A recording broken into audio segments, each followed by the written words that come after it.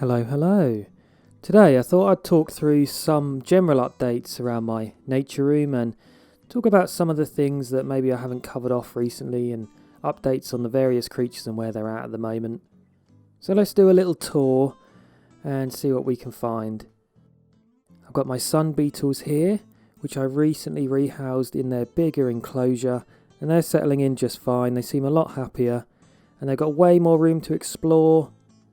And now it gives the grubs even more space because they've got more substrate and they've been propagating in there. Probably a lot of cocoons in there too. And as soon as they start hatching out and coming to the surface, I can then move the adults into the bigger enclosure. So they've got a bit more leg room and wing room.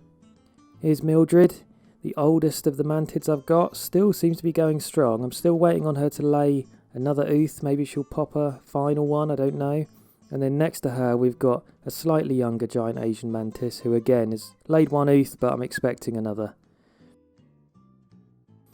Here we've got my panther mantis, who actually was going through a molt when I was filming this. He doesn't do much, this mantis. He looks very cool, but he's very stoic. He just kind of stays in one place and doesn't really move at all. Silnea humoralis, my wide-armed mantis. Expecting an ooth at some point, but I don't know, she doesn't seem to be getting very fat, so we'll have to see. And then we've got my 3 orchid mantid nymphs, and they're all still going strong, still on fruit flies. Hoplocophora. He spends a lot of time on the ground, I'm not sure why. I expect him to be more kind of dwelling up the top. And my cat's eye mantis. Very active actually. I thought maybe he was hungry, but even after a feed he's always moving around the tank, exploring. Seems fairly happy. I'm hoping to have more luck after the mismolt of my last one. And in here, see if you can spot him, one of the more camouflaged mantids I've got. The Parasvandalia fini, budwing mantis. You can just about see him there. And here we've got the final ghost mantis standing from my communal. And she's getting very plump. Still no Utheka though. So my pink dragon millipedes, they haven't been propagating as well as I'd hoped. I had that explosion of them a few months ago where there was just loads of them. They laid babies and loads came out. But I've been a little bit worried as it looks like the numbers have been dwindling. Not sure if that's due to the substrate. So actually what I done was put some of the wild substrate that I got from a wooded area nearby, safe wood, no pesticides, it was a secluded area, and actually they seem to be loving that.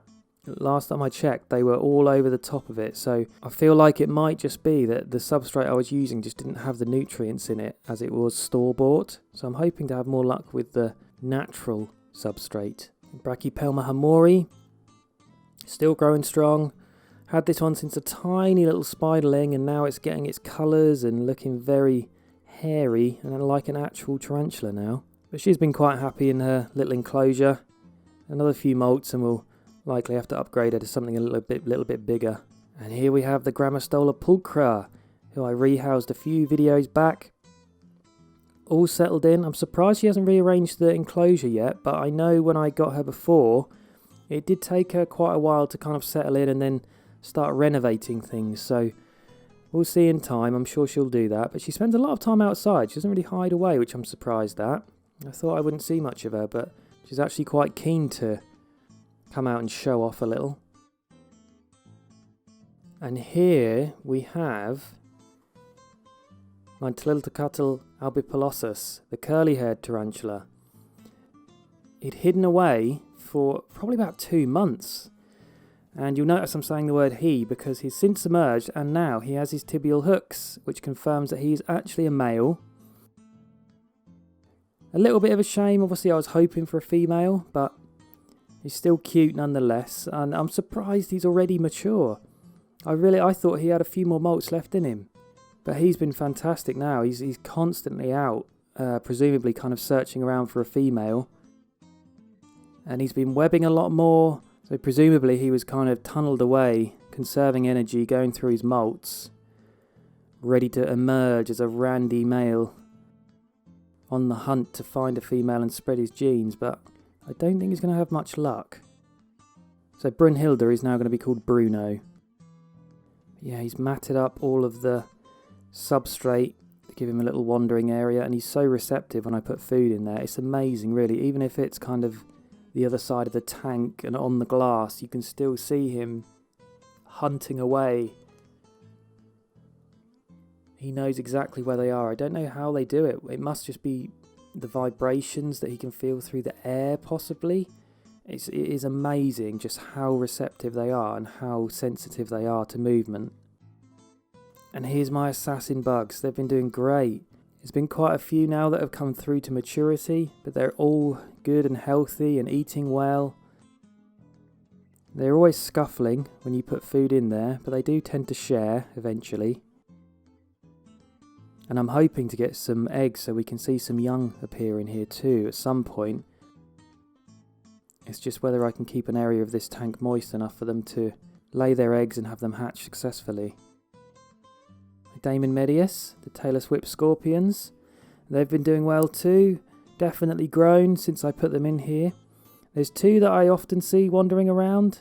There is a third in there because I did have some concerns. I thought, I haven't seen all three of them for a while. I think one of them might have passed away. But when I have a little fudge around in there, there is a third. I think he's just a little bit more shy than the others.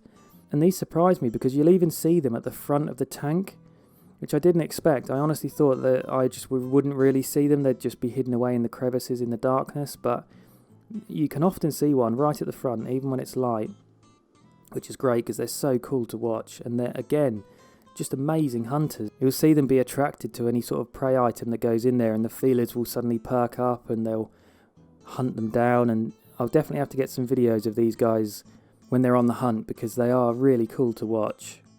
But again, it might not be long until these little fellas need a bit of a rehouse too if they keep growing at this rate, because they've definitely got larger. But they're fairly sociable, as you can see. They don't have a problem at the moment, being in the same vicinity as each other.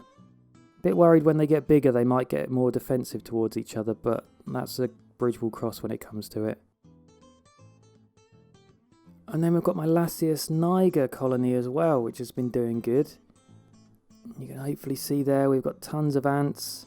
They're a little bit stoic at the moment, not too much movement going on, but they normally start running around frantically as soon as I get any light involved in their tunnel systems. I'll be honest, it still hasn't grown as much as I'd hoped it would over this summer, and I'm not entirely sure why. I felt like, am I not giving them enough food? But I'm pretty confident that's not the case.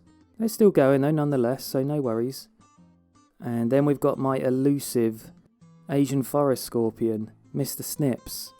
He's always hidden away under this log, just never see him. Yeah, I just wanted to do a quick tour and update on some of the other guys in the room who I might not have covered off as frequently. So I hope you enjoyed it.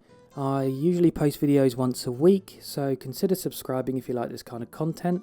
I've got an Instagram and a Twitch in the description below. Until next time, stay safe and I'll see you soon.